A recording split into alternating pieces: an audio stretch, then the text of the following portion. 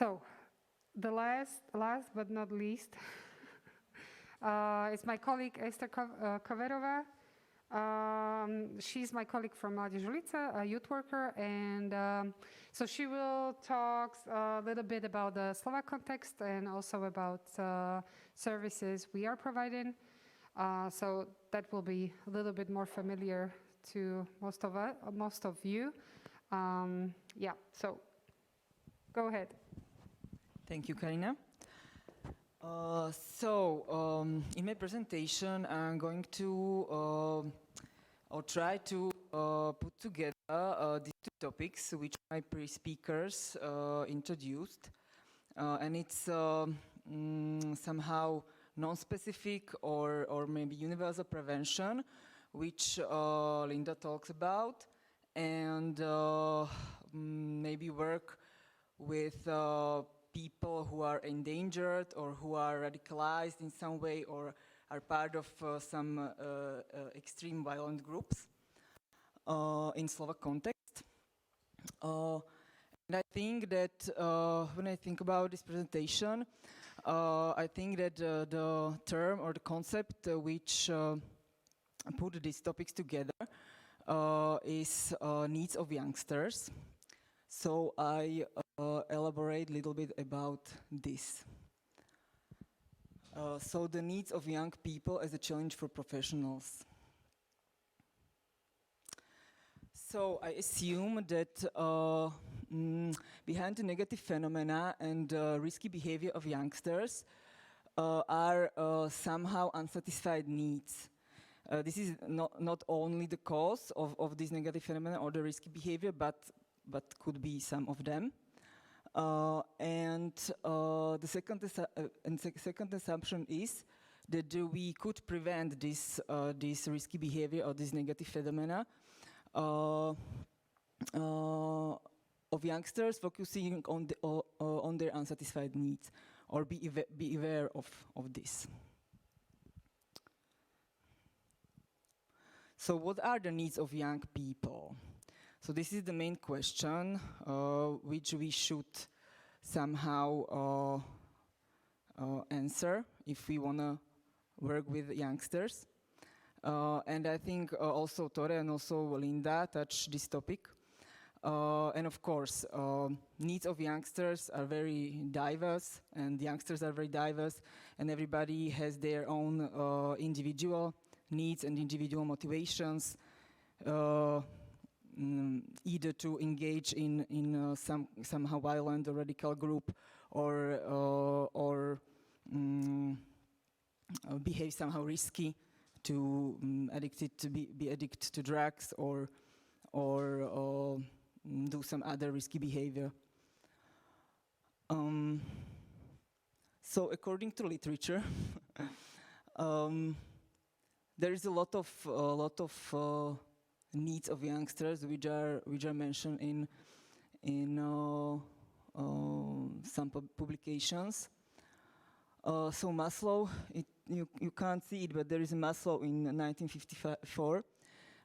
So he introduced his needs pyramid.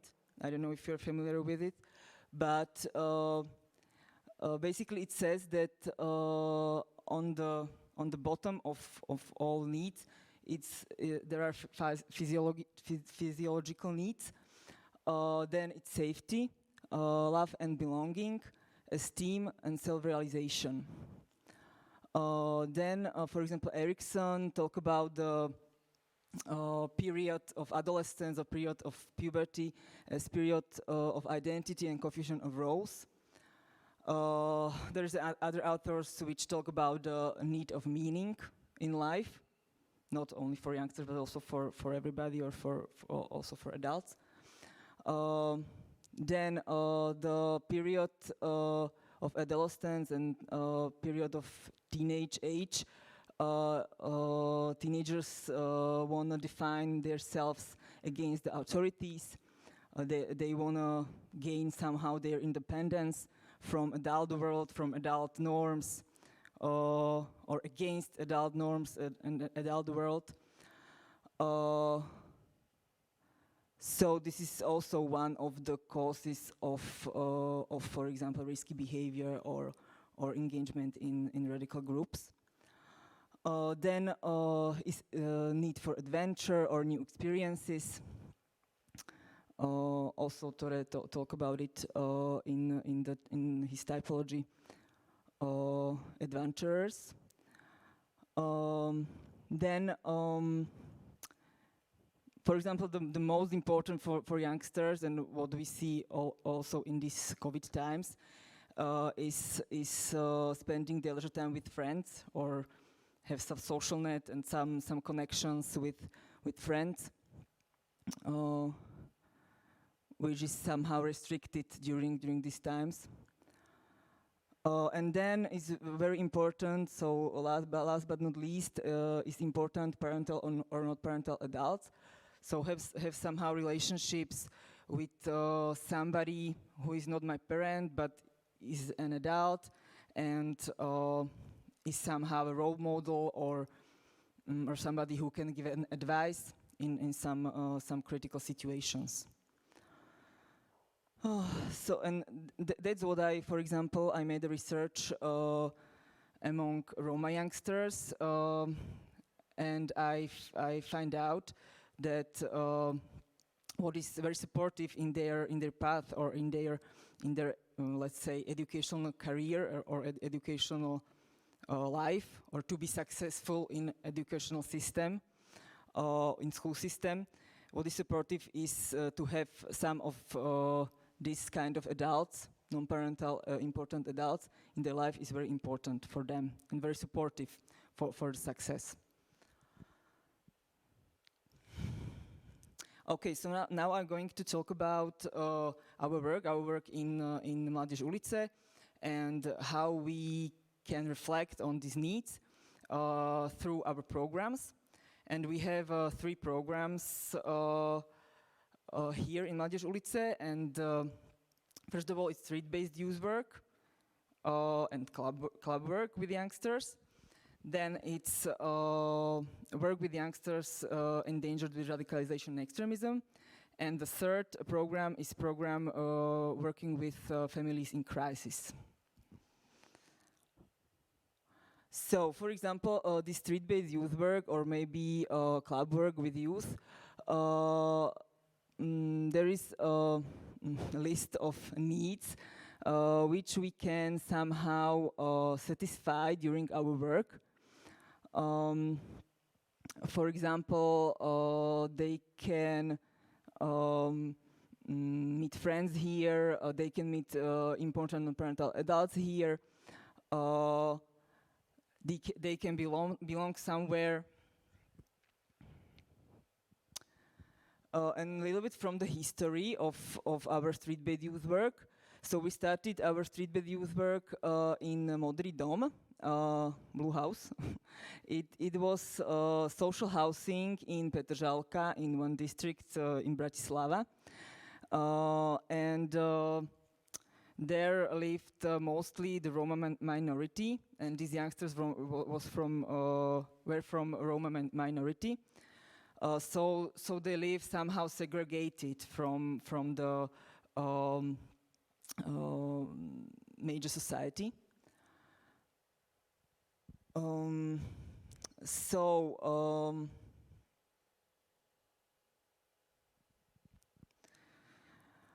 So what we experienced in these youngsters, of course, they have all other needs as any other youngsters.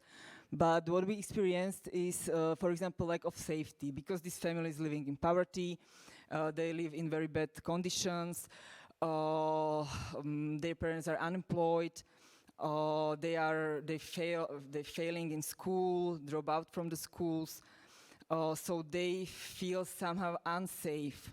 They don't know if they have enough money to survive the day after. So it was very hard.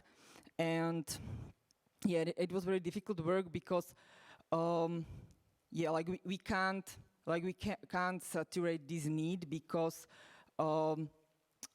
it's somehow the task for the family or for the parents to take care of their children. so or to maybe fulfill this need. It was very hard work, but we tried to develop at least their school skills, or maybe their social skills to be more successful in school, or maybe to be better prepared for their future life, or maybe for their future involvement in trade market.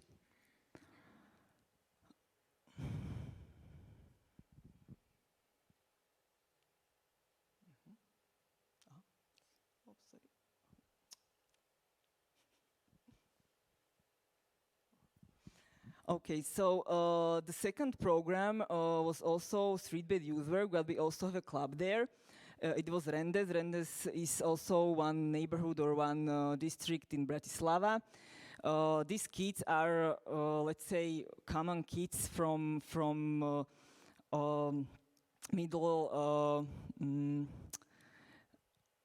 middle class families,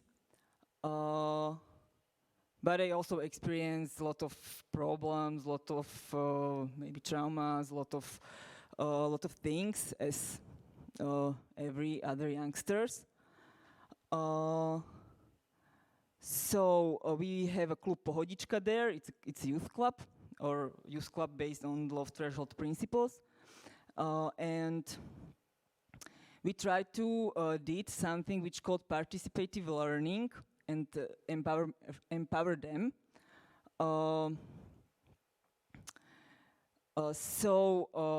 What works in this work was that we try to put the responsibility to their hands and motivate them to organize something, or to be responsible for something, or to, I don't know, there is some event in this district which we organized. So we try to give them a task to be responsible for one part of this evening. One part of this event, sorry. So try to empower them and put the responsibility, put the power for their lives in their hands. So this was very motivating and led to better relationship among them, and also among them and us.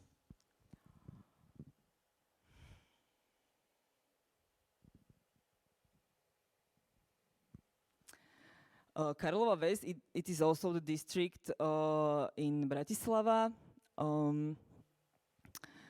And here we try to create dialogue between adults and youngsters, because to this municipality we were invited by the city, like social department of city, because a lot of people, a lot of adults complain on these youngsters because they smoke, they leave the garbage around, they drink in public areas, they leave empty bottles there. So municipality invite us to deal with this problem.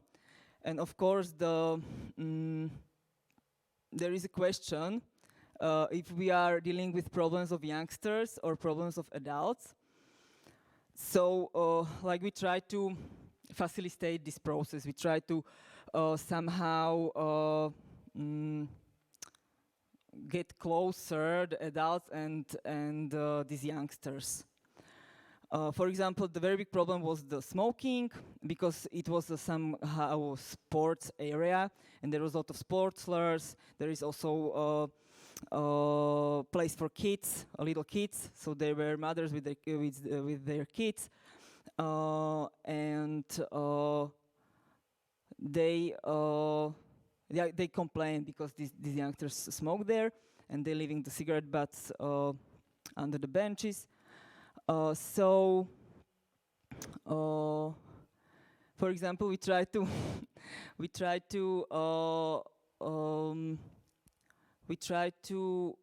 deal with this problem this way.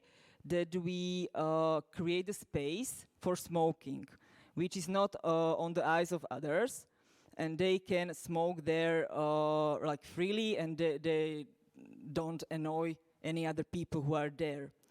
So it's smoking zone. It says it's smoking zone. But adults don't get this, and they don't understand our approach. So we must like move it out. Then we did a lot of things. For example, we create popolníky, ashtrays with them to put cigarette butts there, but not on the floor, on the ground. Yes, so we try to somehow, because we know that we can't convince them don't smoke, of course, or try to use some kind of repressive approach. It doesn't work. So we try to do it this way, to create a dialogue between them, and maybe to motivate them to get closer to adults, and adults get closer to youngsters.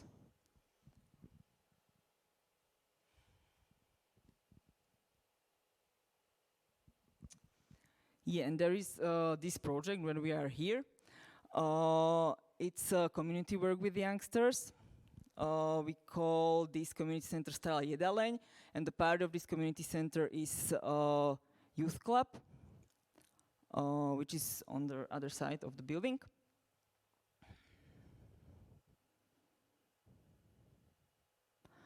Yeah, and it was somehow the grassroots activity. This is the state which we have here when we begin. But people from neighborhood and from the municipality get together, and they create. And a lot of non-governmental organizations from this neighborhood, they get together and try to create something like this is.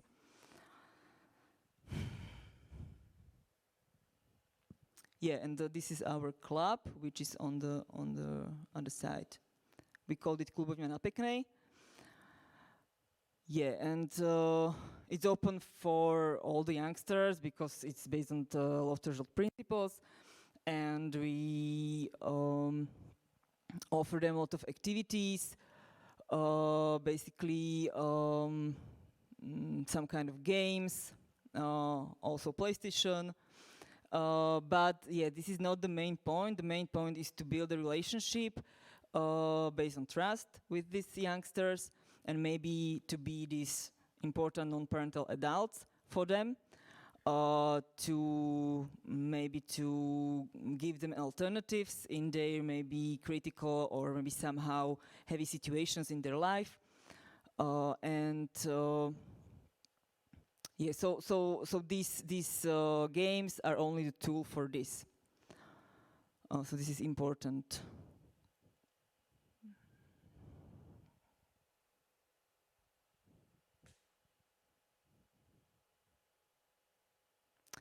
Yeah, because it's community work, so we not work only with the youngsters, but we also work with adults and with the families in this neighborhood a little bit. So now the main task is, or main question is, which we try to answer, is how to include the families even living in difficult circumstances or difficult conditions, which living in this neighborhood and don't have money, or maybe don't know that there is something like this, or maybe they are not so active to be a part of this grassroots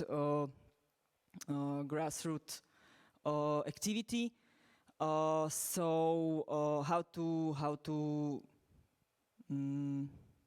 engage them, or how to motivate them to join us and to be here with us.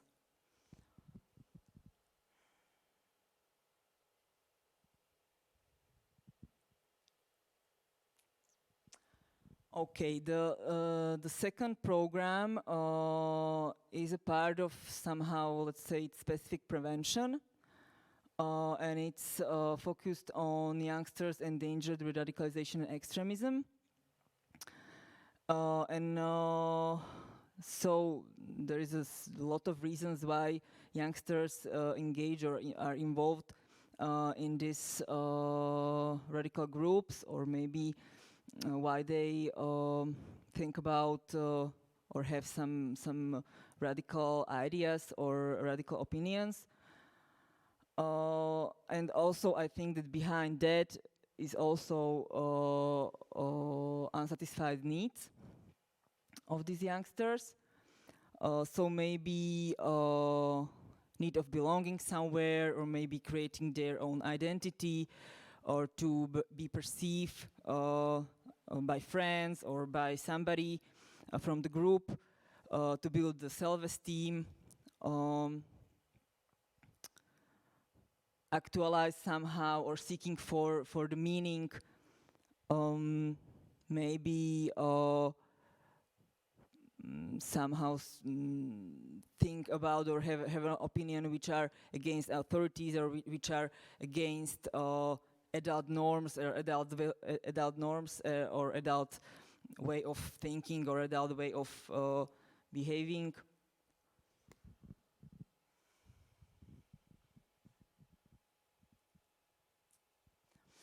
Yeah, and I wanna in this I wanna somehow clear the terms, or clear the concepts, because this concept or these terms are sometimes not used very precisely. It is necessary to differentiate between radicalization and extremism, which I understand it like radicalization is, and Tore did a very good differentiation, but I perceive radicalization as a process, and extremism is somehow maybe a state, or not a process, or maybe something which is in the end of this process. And for example, in Slovakia, there is no such a, yes, there are, but not so much people who are in the, like, let's say, hardcore of radical groups. There is a lot of people who are in the political party, which we can consider as a hardcore of radical groups, but they are not anymore, because they are in the political party. And so we don't have like this hardcore extremists here. So we rather think about or work with youngsters which we named threatened with radicalization and extremism.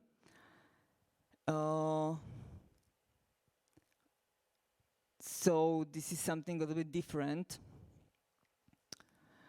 And we also need to differentiate between specific and non-specific prevention, because if you think about the non-specific prevention, which is universal prevention, you can prevent, like you can do something in the schools, or something in the youth clubs, or something which Linda do, which is something general, something which is universal, and which can prevent young people to be endangered with radicalization and extremism, but it's a universal prevention. But then, if you have some group in the class or in the youth club, which is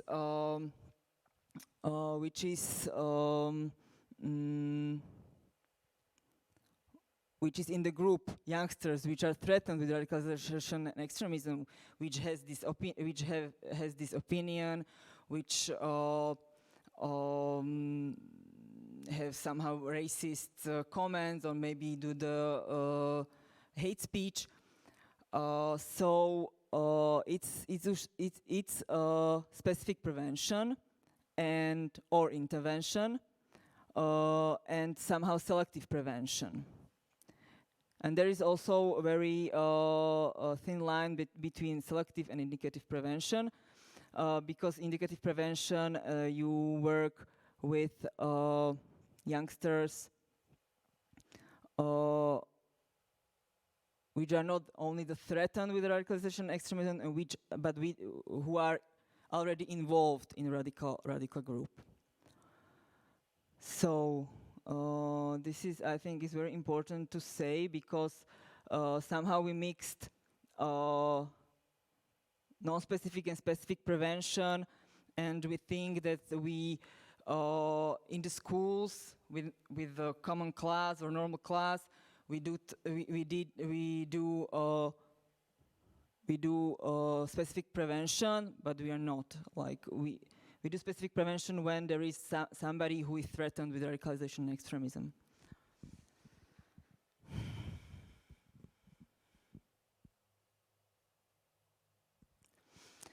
Yes, so this is our programs, or a little bit from the history of our program. So in 2014, we started with program, it's called Mosty, Bridges. And we start to map the environment, and we start to went to concerts, to demonstrations, and try to figure out if there is a room for work, if youngsters threatened with radicalization and extremism, or youngsters who are involved in radical groups, if they are legitimate, or how to say it, legitimate clients for social work. And we also did a research among social workers, among youth workers, if they think that this topic could be a topic of social work or youth work. And we find out that back in the 2014, social workers and youth workers were a little bit reserved to this, because they think that legitimate client of social work or youth work are youngsters from, I don't know, marginalized Roma communities, or youngsters from living in poverty, not these radicals, or not these extremists. And they also think that, for example, this low threshold principle, which we have in our youth clubs, don't produce enough strong group identity to somehow fulfill the need of belonging somewhere for these guys or these youngsters. So, according to them, or according to this research, it could be very hard to work with these youngsters. But time is going to change, or time is changing now, and there is and radicalization and extremism is very popular, or working with radicalization and extremism is very popular, and a lot of people do it in our country, or try to do it in our country.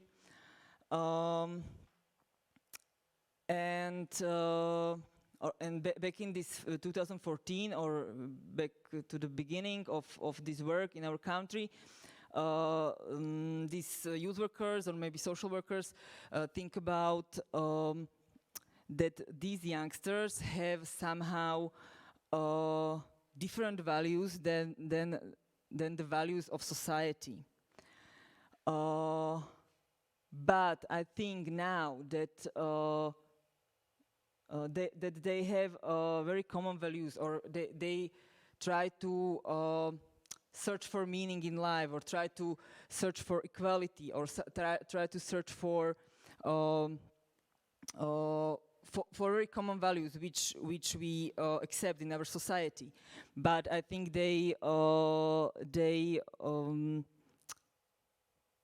to gain these values or to behave according to these values, they use somehow radicalized tools, or they behave radicalized. Yeah. This year we finished also the Exit Slovakia project with our partners from Austria and Germany and French. So we introduced Exit Slovakia here, and in this project we work, we evaluate the cases. We have 4 cases in this project. One case was the former he was the former member of radical group. Then we have one guy who was sent to us by special court because he was accused of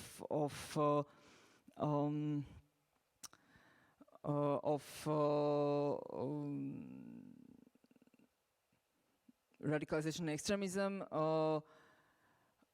because he writes some article about the migrants. Or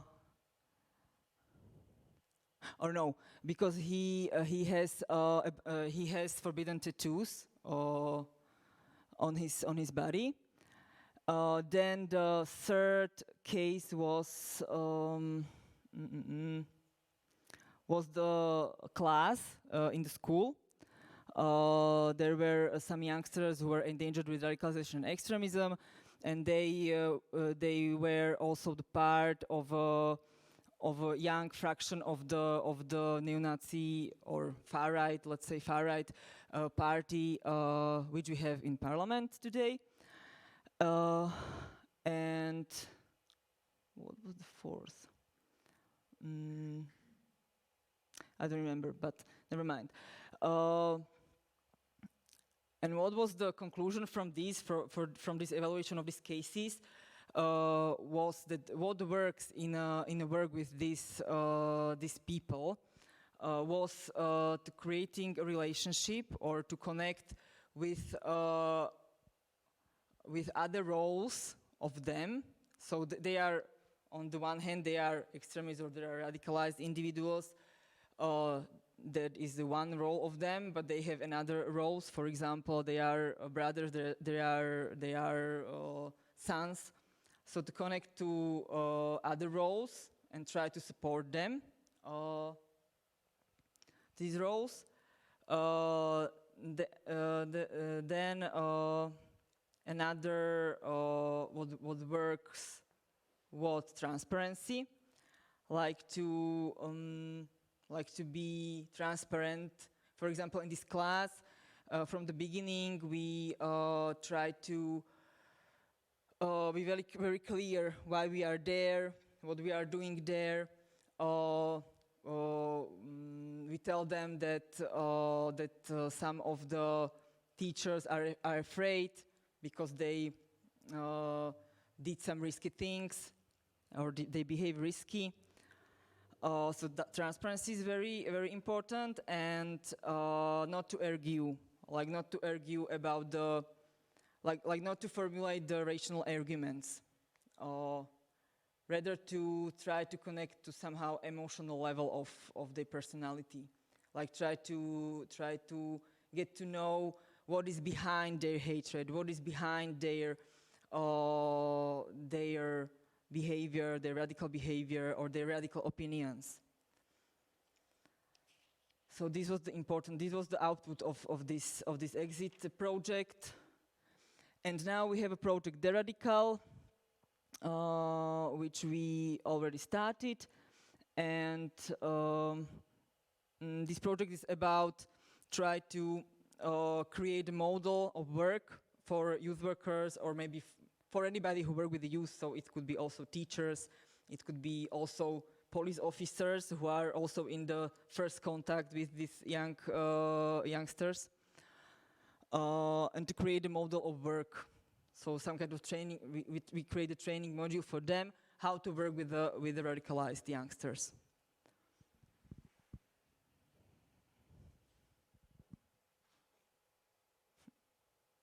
And we have also the video, but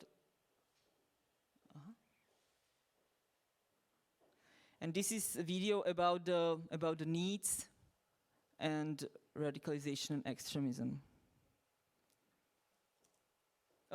Oh, or not?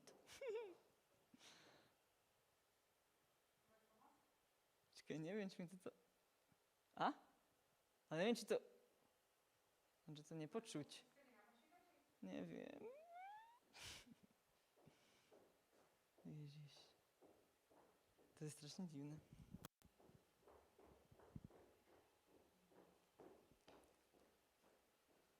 Aha, okej. Ale strašne to je takto zle.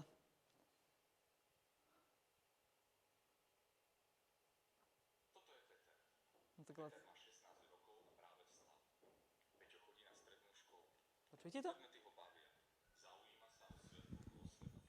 Po škole trávi čas pri počítači alebo vyrazí niekam von so svojím kamošom Jurom. Pred nejakým časom sa obaja pridali do novej partie. Občas si zájdu na futbal, inokedy do miestneho podniku. Trávia spolu veľa času. Peter a Juro čoraz častejšie prejavujú svoju nespokojnosť s tým, ako spoločnosť funguje. Zdieľajú svoje názory v internetových diskusiách, začali sa tiež zúčastňovať na rôznych pochodoch. V škole ho niektorí začali označovať za extrémistu, čomu sa Peter zatiaľ bráni. Jeho mama začína mať o neho obavy. Je to skutočne tak jednoduché? Môžeme Petra len tak označiť za radikála, ak niektoré jeho správanie alebo názory nerešpektujú hodnoty našej spoločnosti? Pozrieme sa na to bližšie prostredníctvom zjednodušeného modelu. Pomôžeme si červenými výkričníkmi, modrými trojuholníkmi a čiernymi otáznikmi. Červené výkričníky predstavujú vodcov, lídrov. Zdanlivo ponúkajú niečo, čo ďalšie dve skupiny hľadajú. V skutočnosti však majú svoje ciele súvisiace s dosiahnutím moci, ktoré skrývajú pred ostatnými. Modré trojuholníky reprezentujú tých členov skupiny, ktorých schopnosť vidieť súvislosti s nadhľadom je oslabená a sú pripravení poslúchnuť lídrov, vrátane zapojenia sa do fyzických konfrontácií či iného nežiaduceho správania. Čierne otázniky sú symbolom pre nerozhodnutú. Vnímajú atraktivitu skupiny, zároveň však dokážu mať pochybnosti o činnostiach, ktoré nie sú v súlade s ich hodnotami a presvedčením. Pracovne ich voláme vreckári. Červené výkričníky predstavujú úroveň ponuky.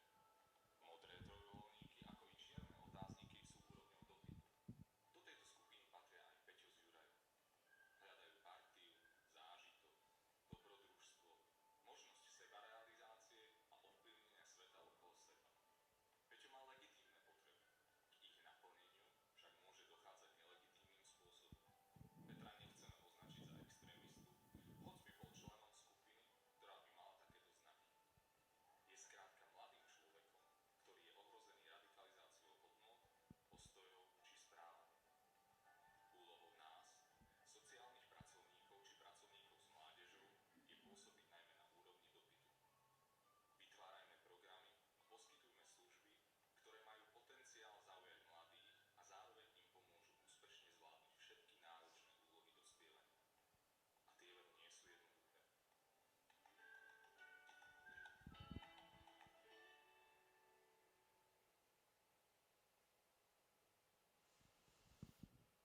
Okay, so this was the video about the needs of youngsters and how these radical groups, or maybe how they try to satisfy or try to fulfill their needs in these radical groups, or maybe to have these radical opinions.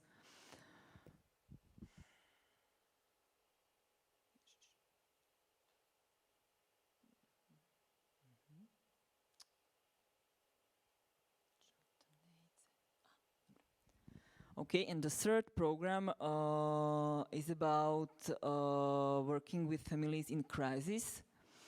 Our third program is that we work with families in crisis. And the needs of youngsters which are not satisfied here are almost the basic needs, sometimes physiological needs, and the most important, the needs of safety, and then need of independence, because it's very hard for them if they're living in poverty or they're living in some kind of bad conditions. It's very hard to be independent or to gain an independence from their families.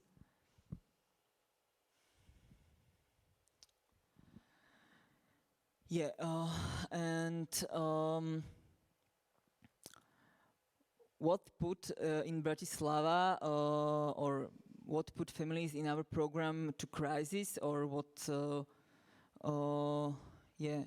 is inefficient regulation of reproduction.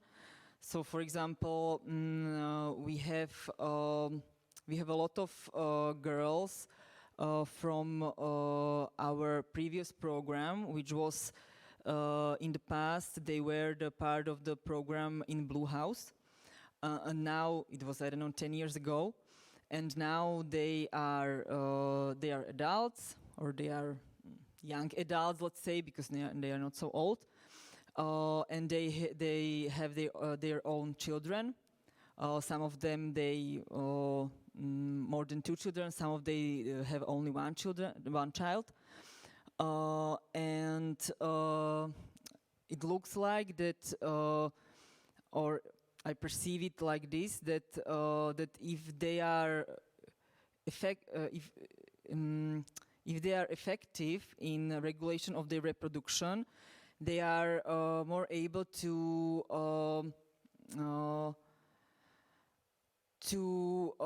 give to this child the more attention, the more resources, and maybe this family is not in so huge crisis than the others.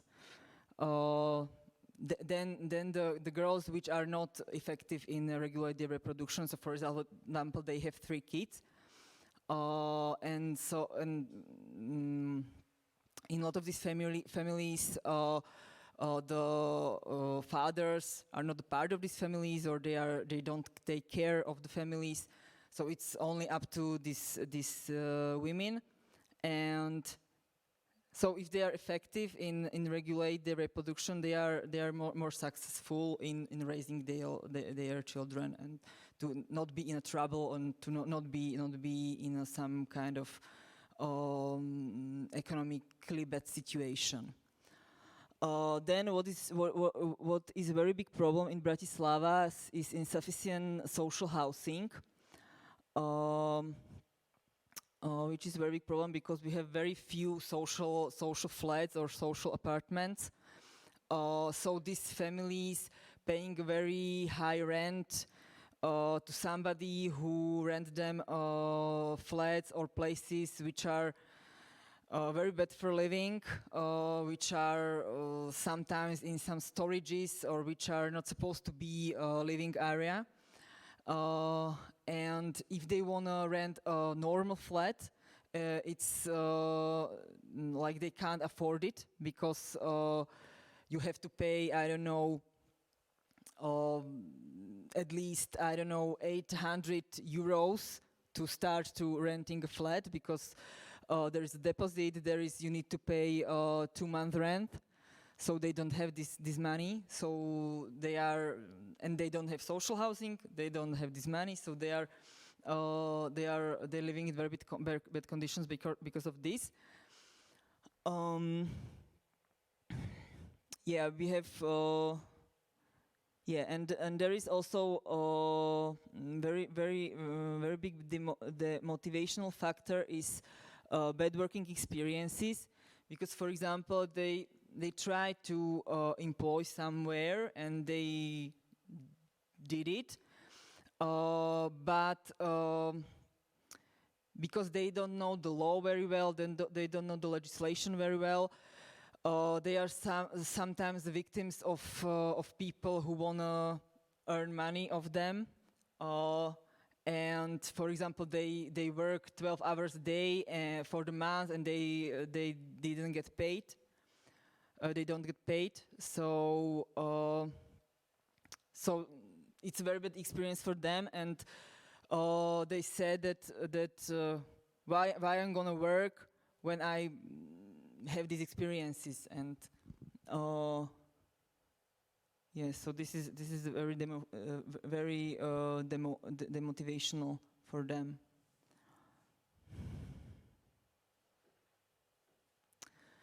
Yeah, and this leads to distrust to standard social institutions and the circle of poverty. So they are raised with the parents who have also these bad experiences and this life in very bad circumstances. So it's reproduce itself on and on and on. So okay. Thank you very much. And this is the space for questions.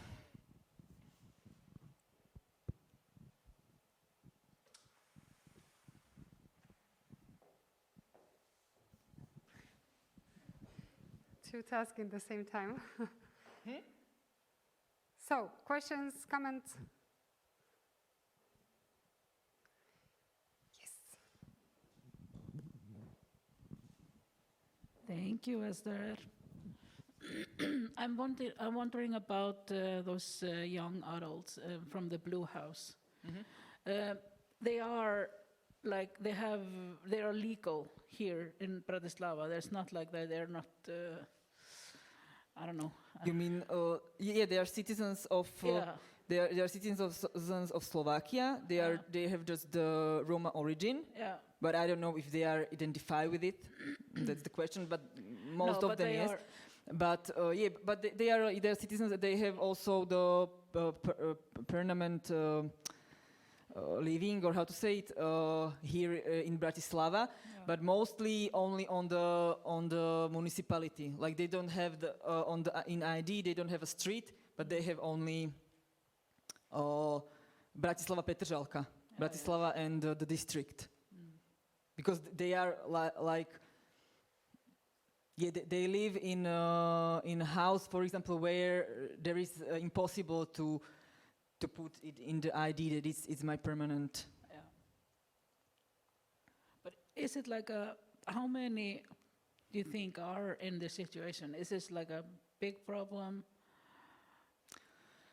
I don't know. We work. I don't know with.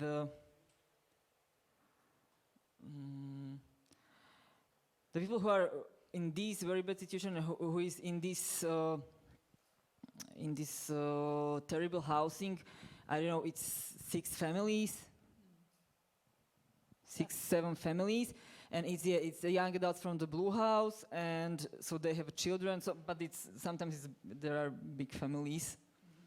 So sometimes they live in one room. I don't know, 8 people or 6 people.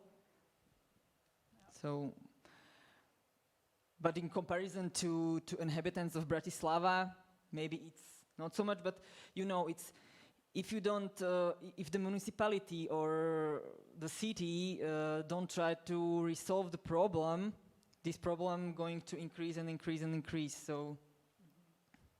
But there are probably more people that you don't know about. Yeah. And this is only what we know. Yeah. So there is, of course.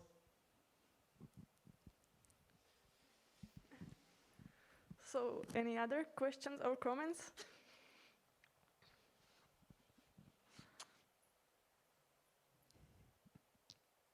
Tak asi môžeme skončiť. So, thank you very much.